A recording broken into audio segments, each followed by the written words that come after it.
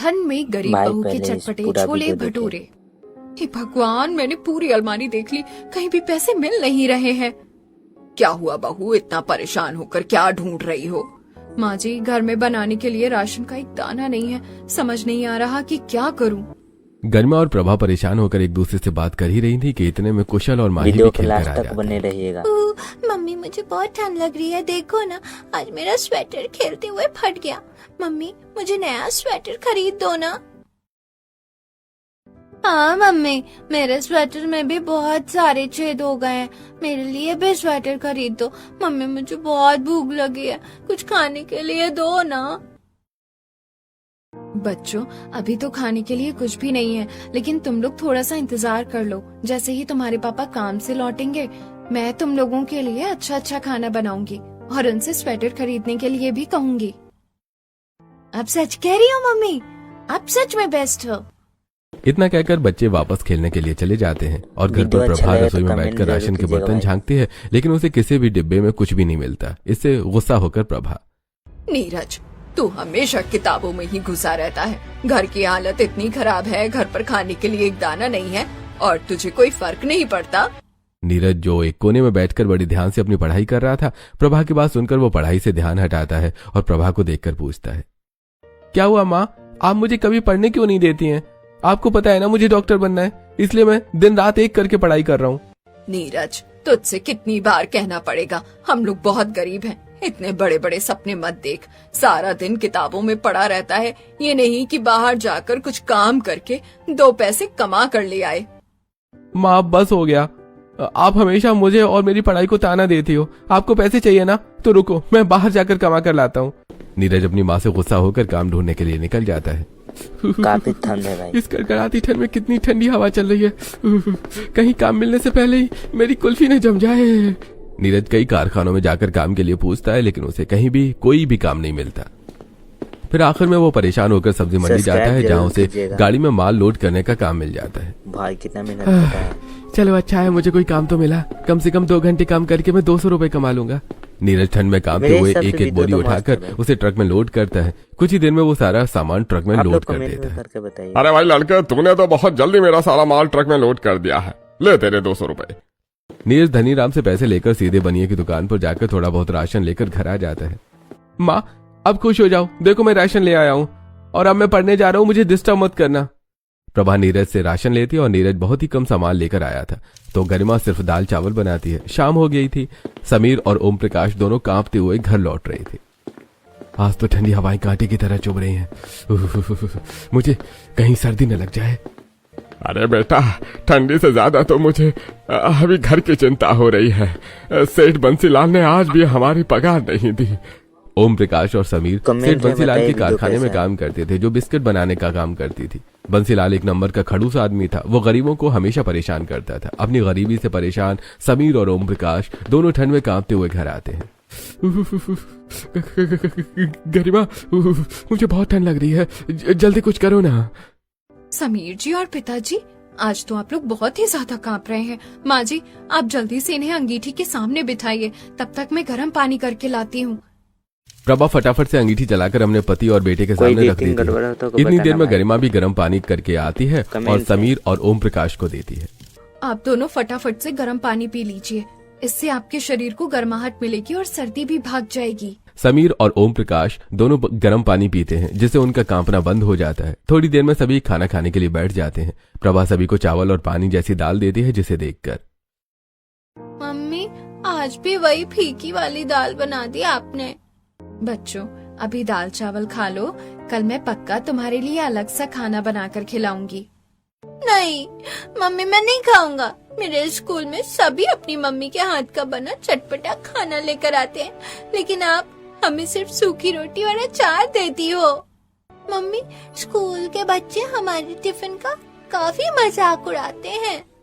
एक तरफ जहां बच्चे बच्चों से अच्छा खुश चटपटा रहने खाना के लिए खाने की इतना जिद मेहनत करते हैं, तो करते वहीं दूसरी तरफ पड़ोस के राजवीर के घर भाई से कितना गर्मा गर्म ठंडी चटपटे है। छोले भटूरे की खुशबू आती है।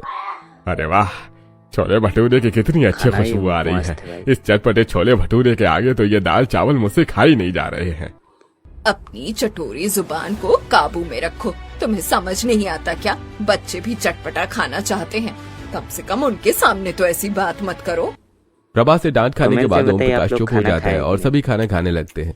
लेकिन अपने घर वालों को छोले भटूरे के लिए तरसता देखकर गरिमा की आंखों में स्वादिष्ट आंसू खाना आ जाते हैं। अगली सुबह फिर से गरिमा बच्चों के टिफिन में सूखी रोटी और अचार दे देती है। बच्चे टिफिन लेकर स्कूल चले जाते हैं कि तभी माँ जी, हमारी पड़ोसी कोमल बता रही थी कि थोड़ी दूर पर एक नई कोठी में एक परिवार रहने के लिए आया है और उन्हें काम करने वाले की जरूरत है। मैं सोच रही हूँ उनके घर पर काम कर लूँ। गरिमा, मुझे नहीं लगता ये सही रहेगा। तुम हमारे घर की बहू हो, हमारे घर की इज्जत किसी और के घर पर जाकर काम करे, ये अच्छा नहीं लगता। माँ जी, मैं आपकी हिचक समझ रही हूँ, लेकिन अभी हमें पैसों की सच में जरूरत है। आप खुद देखो ना, घर पर सभी लोग अच्छा खाना खाने के लिए तरस रहे हैं। ठीक है गरिमा, तू कोमल के साथ जाकर काम की बात कर ले। गरिमा कोमल के साथ काम की बात करने के लिए चली जाती है। सुबह के 10 बज गए थे, लेकिन ठंड की वजह से धूप का कोई नामो निशान नहीं था और ठंडी हवाएं सन सन करके चल रही थी। कोमल, इस मुई ठंड ने तो मेरी हालत खराब कर दी है। वो नई कोठी कहाँ है? ये ठंडी हवाएं शूल की तरह चुभ रही हैं। भाई कितना गरिमा मेहनत करती भाभी, ठंड तो सच में बहुत ज्यादा है, लेकिन क्या करें, मजबूरी है। काम तो करना ही पड़ेगा। बस कोठी आई ही गई है। इस सड़क पार करने के बाद हम अपनी मंजिल पर पहुंच जाएंगे। आप लोग कहाँ से गरिमा और वीडियो देख कोमल रहे हैं, दोनों कमेंट नई में कोठी बताइए। पहुंच जाती हैं, जहां कोमल घर की मालकिन निशा से गरिमा को उनके घर के काम करने के लिए रखने को कहती है। गरिमा, तुम घर का सारा काम कर लेती हो ना? देखो, ज्यादा गलती मत करना वरना मैं पगार काट लूंगी। ठीक है मालकिन, मैं आपको शिकायत का एक मौका नहीं दूंगी। इस तरह गरिमा को निशा के घर साफ सफाई करने का काम मिल जाता है। गरिमा पहले ही दिन निशा के घर को साफ करके चमका देती है। अरे वाह गरिमा, तुमने तो बहुत ही अच्छा काम किया है। तुम्हें खाना बनाना आता है ना? एक काम करो, हमारे लिए जीरा राइस, चटपटी पनीर की सब्जी, रायता, तड़के वाली दाल, चटनी, सब कुछ बना दो। ठीक है मालकिन। गरिमा फटाफट से अपनी मालकिन के घर पर एक के बाद एक सारा खाना बनाती है। हमारे घर पर हर दिन पतली दाल और चावल बनती है, और यहाँ देखो कितना टेस्टी, स्वादिष्ट, चटपटा खाना बन रहा है। गरिमा सारा खाना बना देती है। निशा जब उसके हाथ का खाना खाती है तो अरे वाह गरिमा, तुम तो बहुत ही चटपटा और स्वादिष्ट खाना बनाती हो। अगर तुम ऐसे ही काम करती महाराजा वाला रहोगी, जिंदगी मैं जी तुम्हारी रहे हैं। तनख्वाह बढ़ा भी दूंगी। गरिमा ने निशा के घर का सारा काम कर लिया था और अब उसके घर जाने का टाइम हो गया था, तो वो घर के लिए निकलती है। रास्ते में आज कहाँ जा काफी रही? तेज ठंडी हवाएं चल रही थी, लेकिन उसका ध्यान बाजार में बेच तो रहे जंगल छोले है भटूरे भाई। वाली की तरफ जाता है। छोले भटूरे की खुशबू से गरिमा पुरानी यादों में खो जाती है। पापा, बड़ी ठंड लग रही है। मुझे और कितनी दूर इतने ठेले छोले को भटूरे की ठेल कर दुकान। ले जाना पड़ेगा?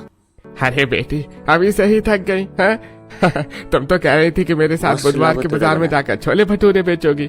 मैंने तो तुम्हें मना भी किया था, लेकिन तुमने मेरी बात नहीं मानी।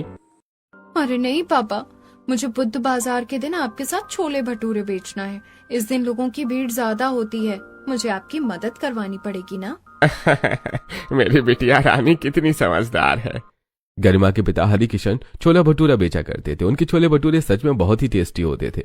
अपने पिता के काम में मदद करते करते गरिमा ने भी चटपटे छोले भटूरे बनाना सीख लिया था।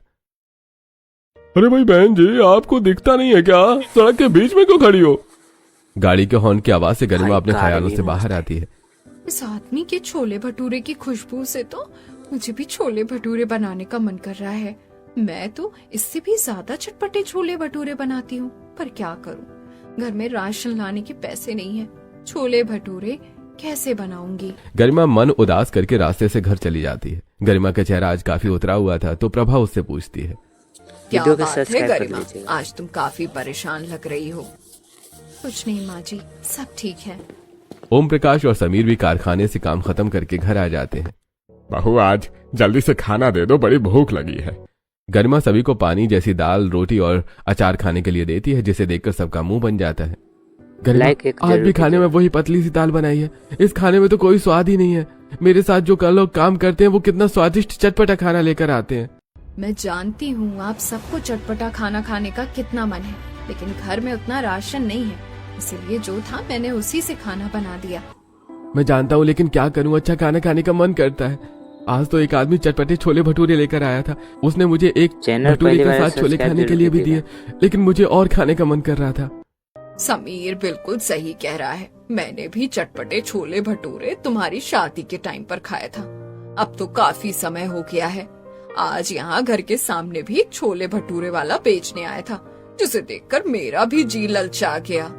गरिमा खुद बहुत ही स्वादिष्ट छोले भटूरे बनाना जानती थी, लेकिन पैसों की कमी की वजह से वो छोले भटूरे नहीं बना पाती है और अपने परिवार वालों को चटपटे छोले भटूरे खाने के लिए बस तड़पते देखते रह जाती है। ऐसे कुछ दिन बीतते हैं और निशा के घर पर। अच्छा हुआ गरिमा तुम आ गई। आजकल बाजार में छोले भटूरे बहुत बिक रहे हैं। मेरे बेटे को छोले भटूरे खाने का मन कर रहा है, तो उसके लिए छोले भटूरे बना दो। मैंने छोले फुला कर रख दिए थे।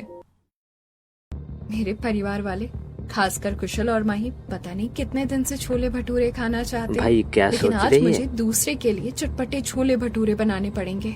गरिमा किचन में जाती है और फिर कुकर में फूला हुआ चना, नमक और पानी डालकर 4 से 5 सीटी में नरम करके उबालती है और दूसरी तरफ वो भटूरे का मैदा गूंथकर उसे 2 घंटे के लिए सॉफ्ट होने के लिए रख देती है। मैंने मैदा तो लगा दिया है, अब छोले का मसाला तैयार करना है। गरिमा बारीक बारीक ताजी प्याज टमाटर सब्जी। काटती है और फिर छोले का मसाला तैयार करती है। वो कढ़ाई में तेल गरम करती है और फिर जीरा तेज पत्ता डालकर प्याज टमाटर अदरक को अच्छे से भूनती है। फिर उसमें नमक कश्मीरी लाल मिर्च डालकर अच्छे से मिलाती है। मसाला जब तैयार हो जाता है तो गरिमा उसमें उबले हुए छोले डालकर थोड़ा पानी डालकर पकने के लिए रख देती है। अरे वाह, चटपटे छोले भटूरे की ऐसी खुशबू तो बाजार से भी नहीं आती है। मुझे तो खुशबू से ही जोरों की भूख लग रही है। निशा, तेरे घर से तो चटपटे छोले भटूरे की कितनी अच्छी खुशबू आ रही है। माफ करना, लेकिन इस खुशबू की वजह से मेरा भी मन कर रहा है चटपटे छोले भटूरे खाने का। अरे इसमें माफी मांगने वाली कौन सी बात है? तू मेरी पड़ोसी ही नहीं है, बहुत अच्छी दोस्त भी है। अब तू आ गई है तो चटपटे छोले भटूरे खाकर ही जाना। किचन में चैनल गरिमा ने भी पहली बार चटपटे छोले बना सब्सक्राइब कर लिए थे। लीजिएगा। अब वो गर्मा गर्म भटूरे बना रही थी। थोड़ी देर में ऐसा चटपटे भी छोले तो आपको भटूरे बनकर पहले तैयार हो बताया जाते हैं आपको। और गरिमा सभी को छोले भटूरे भाई, परोसती है। स्वादिष्ट साथ में वो खाना। प्लेट में नींबू और अचार भी देती है। जैसे ही सभी गरिमा के हाथ के चटपटे छोले भटूरे खाते हैं वैसे ही गरिमा, तुम तो शेफ नहीं मास्टर शेफ हो। इतना चटपटा और टेस्टी छोले भटूरे तो रेस्टोरेंट और ढाबे पर भी नहीं मिलता है। सच में तुम्हारे हाथ के बने चटपटे छोले भटूरे खाकर तो मजा ही आ गया। निशा बिल्कुल सही कह रही है गरिमा, तुम्हारे छोले भटूरे की बात ही अलग है। मैंने कई जगहों पर छोले भटूरे खाए हैं, लेकिन तुम्हारे चटपटे छोले भटूरे का स्वाद मेरी जुबान पर चढ़ गया है। तुम बता सकती हो तुम्हारे छोले भटूरे का स्वाद इतना अलग क्यों है? मेरे छोले भटूरे का स्वाद इसलिए अलग है क्योंकि मैं दिल्ली स्टाइल स्पेशल छोले भटूरे बनाती हूँ, जो बहुत ही चटकदार और चटपटा होता है। मैंने अपने पिताजी से चटपटे छोले भटूरे बनाना सीखा है। यार गरिमा, तुम्हें तो दुकान खोल लेनी चाहिए। इतने लाजवाब चटपटे छोले भटूरे कहीं नहीं बिकते हैं। अगर तुमने दुकान खोल ली तो मैं और निशा हर दिन तुम्हारी दुकान पर चटपटे छोले भटूरे खाने के लिए आया करेंगी। निशा और उसकी पड़ोसी की गरिमा के हाथ का बना भाई, पूरा चटपटा भी तो छोला देखिए। भटूरा बहुत ही ज्यादा पसंद आता है। निशा के घर पर काम करने के बाद गरिमा घर लौटती है और रास्ते में हमको उम्मीद है कि आपको भी तो अच्छा बनाने की लगा वजह से काफी सारे बर्तन निकल गए थे। इतने ठंडे पानी से इतने सारे बर्तन धोने के बाद तो मेरे हाथ लाल हो गए। मालकिन के घर पर हीटर की वजह से ठंड समझ नहीं आती है, लेकिन बाहर तो कड़कड़ाती ठंड है। निशा के घर से निकलने के बाद ही गरिमा को सर्दी लगने लगती है। वो जैसे तैसे घर आती है, वहीं बिस्किट के कारखाने में। अरे समीर बेटा, आज तो बड़ी जोरों की ठंड लग रही है। मुझसे तो बिल्कुल भी काम किया नहीं जा रहा। आज पगार मिलने वाली है और देखो ना, मैंने अभी तक टारगेट पूरा ही नहीं किया। पिताजी, इस बार तो ठंड की वजह से मेरी भाई, भी हालत खराब हो गई थी। मैंने भी अपना टारगेट पूरा नहीं किया है। पता नहीं सेठ हमारे पैसे देगा भी या नहीं।